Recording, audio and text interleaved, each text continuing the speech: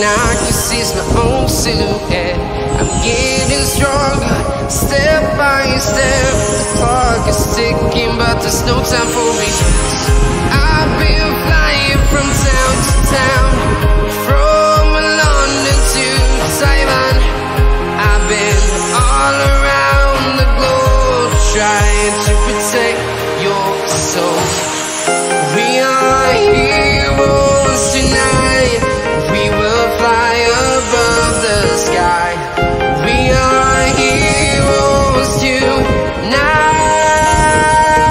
Yeah. We are heroes tonight.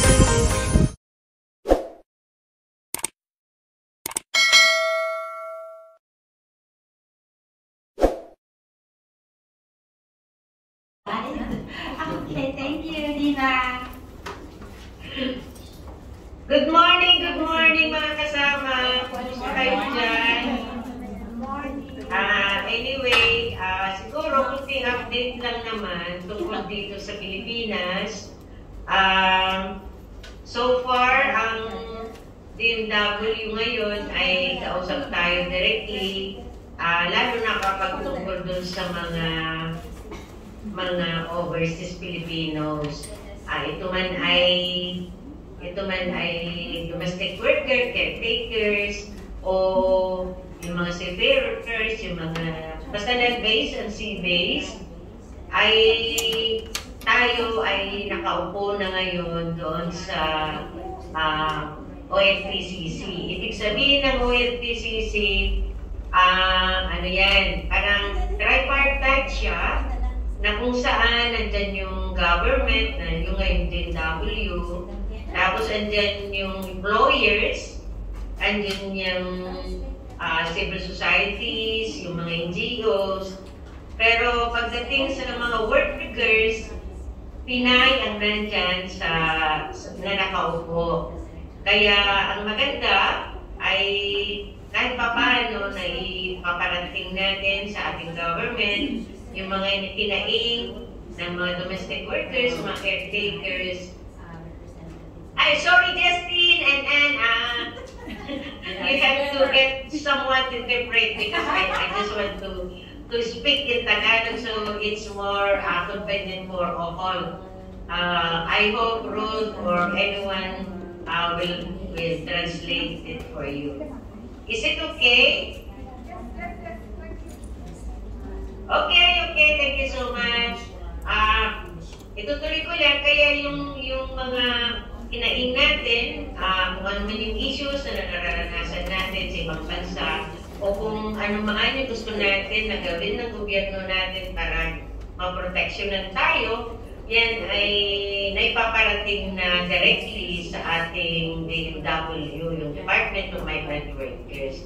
At diretso ito sa Secretary at saka sa Assistant Secretary.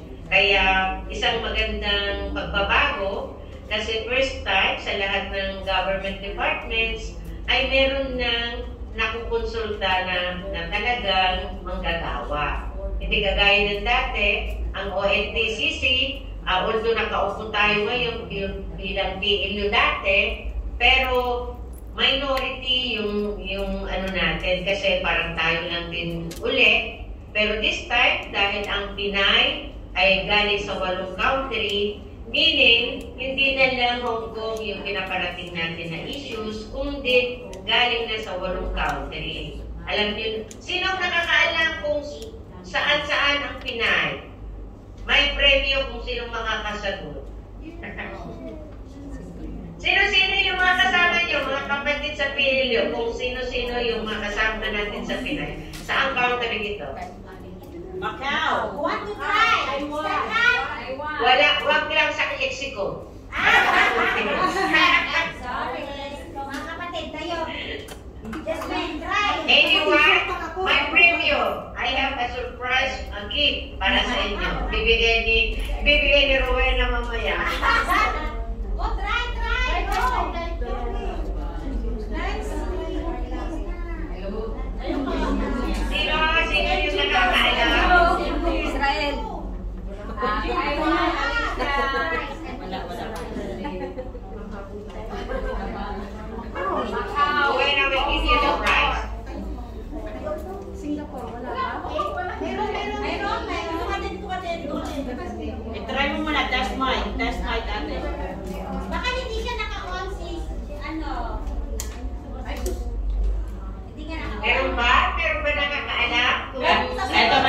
Buelo po. Pinay? Ha? Try lang. How to try?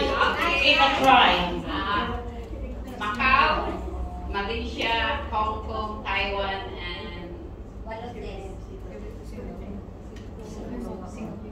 Singapore, Jordan, Israel. So, Wow, may nag-coaching ba? so ilan na po yun? Madam, tama na po ba yung na-mention niya? Kulang pa, pero Another, isa pa lang. Huwag kang manginig, te. Kaya mo yan. Ano yung na-mention? Huwag mo nang i-mention yung na-mention niya na. Bahrain, Kuwait, Hong Kong, Philippines, Jordan. O yun na, dagdag na. Taiwan and Malaysia. Ayan, thank you very much sa dalawa ang ating kasamahan. Madam, your judgment. Hindi ko narinig. Pakiulit mo. Yung sinabi lang niya ha, yung sinabi lang niya, hindi yung ano, sinabi mo. Yung sinabi lang niya. Ito ka na, Vince. Yung sinabi ko lang, wag yung sinabi ni ano. Taiwan, Malaysia, UK, Bahrain, Singapore.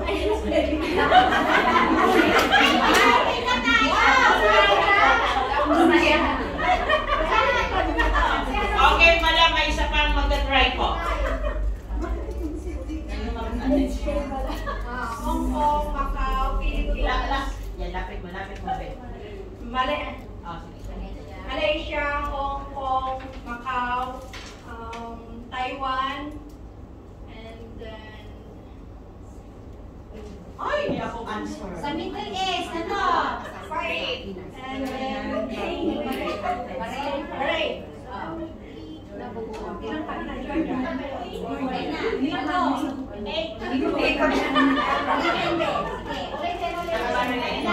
Taiwan, Hong Kong, Philippines, Malaysia, Bahrain, and then Jordan, 5.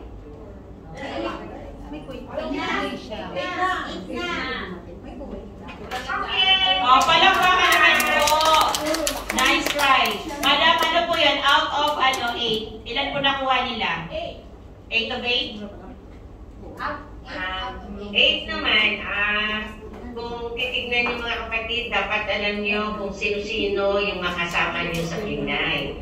Kasi lalo na kay founding member ang PLU, kaya sana alam natin para kung nasaan man tayo o may kamag-anak tayo, may mga kaibigan tayo sa mga country na ito, pwede niyong sabihin sa kanila na sumaki sila o makipagkilala sila sa mga organisasyon na ito para kahit pa paano may agad-agad na makakasama sila sa country of destination. Kasi mahirap at mahirap ang nag-iisa.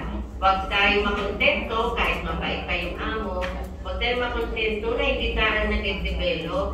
Lalo na pagdating sa pag-alam ng mga labor rights natin, kasi kailangan natin yan na dala-dala kahit saan tayo pumunta.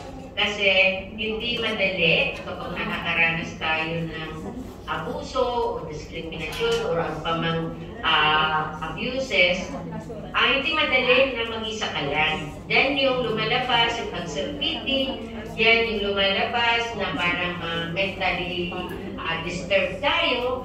Kaya kailangan handa tayo pag lumalabas tayo o pumupunta tayo sa ibang bansa. Kailangan alam natin yung mga karapatan natin, alam natin yung mga hindi lang sa country of destination, kung hindi sa country din na pinanggalihan natin dito sa Pilipinas. Kasi kung hindi, mabilis tayong maabuso. Kaya sana ay lagi natin titignan itong mga ginagawa ng PLU dyan sa Hong Kong ay hindi wasting of time. Ito ay isang pag-aaral na hindi binibigay sa atin ng ating government, ng ating school. Kahit pa tayo ay nagkolegyo, nakatapos ng kolegyo, yung mga ginagawa ng isang trade union na kagaya ng PLU, ng Pinay, ay hindi ginagawa yan. Hindi yan sinishare sa atin para malaman natin yung mga karapatan natin, para mas may sulong natin ito. Kaya ipagpatuloy na ninyo yung ginagawa ninyo dyan sa Hong Kong. 2 weeks na miss ko na rin ang Hong Kong.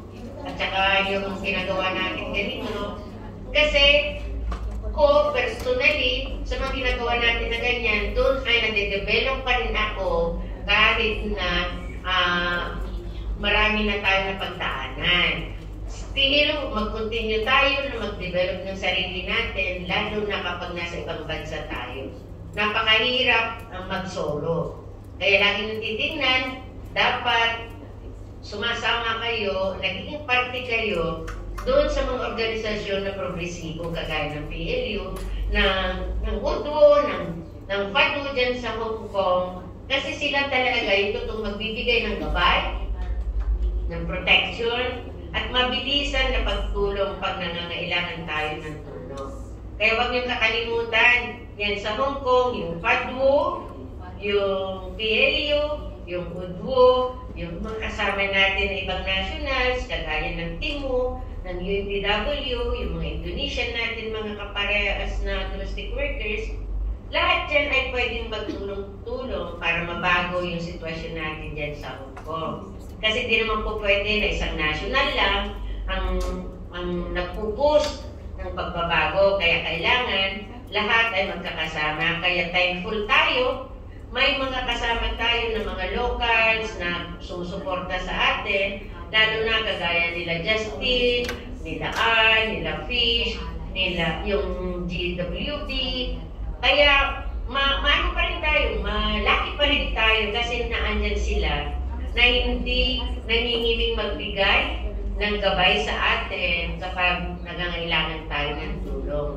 Kaya lang hindi nyo yan sila makikilala kung hindi tayo sumasama sa mga ganitong klase ng forum, pag-uusap, o mga pagsasanib sa mga union na to.